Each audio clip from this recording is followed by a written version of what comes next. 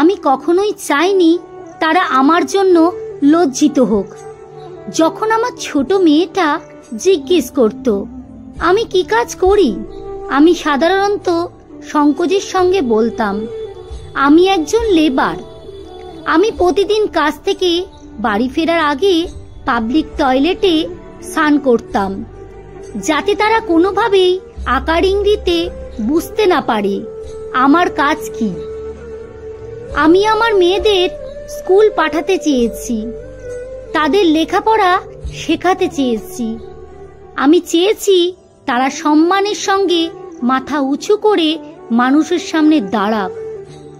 আমাকে সবাই যেমন নিচু নজরে দেখে, আমি কখনোই চাইনি আমার মেয়েদেরকেও কেউ সেভাবে দেখুক। মানুষ সবসময় আমাকে অসম্মান করেছে। আমি আমার উপার্জনের প্রত্যেকটা পয়সা আমার মেয়েদের লেখাপড়ার জন্য ব্যয় করেছি। আমি কখনোই একটা নতুন জামা কিনিনি, বরং সেই টাকা দিয়ে আমার নতুন বই জন্য কিনেছি মেয়ের জন্যে। আমি আমার জন্য তাদের কাছে যে অর্জন প্রত্যাশা করেছি তা আর কিছু নয়, তা হলো সম্মান। আমি ছিলাম একজন ম্যাথর।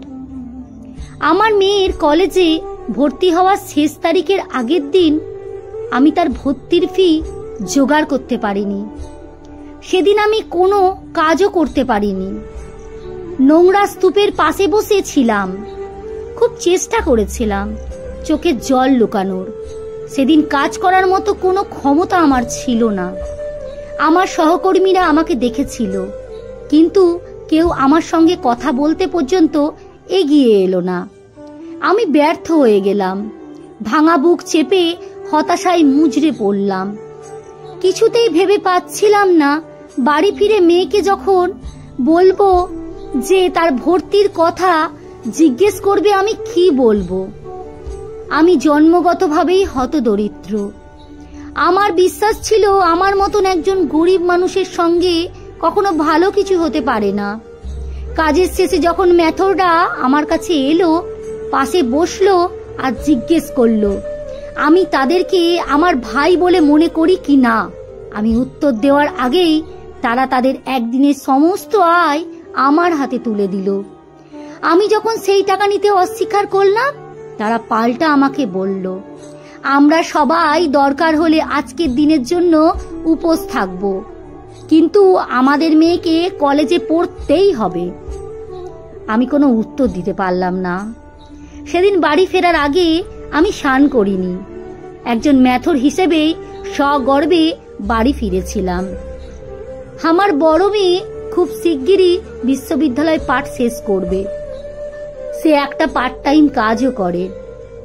তাছাড়া ওরা 3 জন টিউশন করে।